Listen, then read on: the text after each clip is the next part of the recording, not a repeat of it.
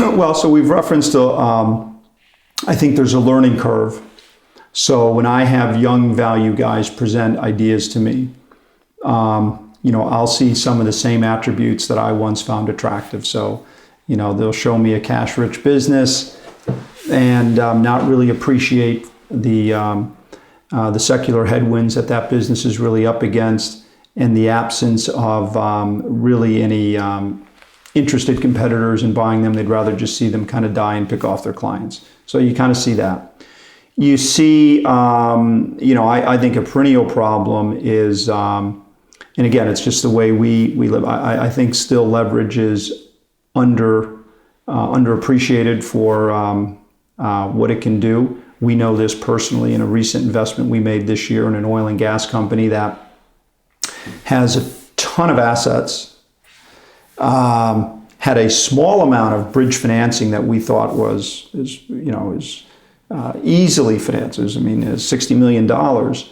And so we were willing to live with a modest kind of bridge financing needed to own a big basket. Okay, well, the company failed to take advantage of the most terrific high yield market we've ever seen in terms of spreads, $110 oil, and they were waiting for drilling flow information to come in better to drive down their cost of capital to refinance this $60 million coming due. And guess what? Oil prices decided to drop 25%. So this leads me to the other big lesson here. People. At the end of the day, character's destiny. The people you're investing with are ultimately going to determine whether these assets are productively invested and deployed, and how they're managed, or how they're mismanaged and how they are undermined. And one of the things you learn is you're not just up against people's character and their character propensities. You're also up against different incentives. So we've been involved and learned lessons where, guess what? Management was disincentivized to maximize shareholder value. Why? Because the CEO was a CEO in his town.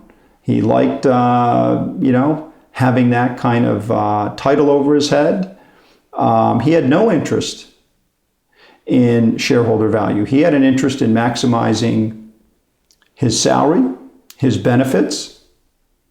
And so really understanding the people who are the stewards of these assets are very important. And a big lesson learned is you basically don't want to own anything that's in the hands of people who are either A, not properly incentivized, or B, people who have questionable character.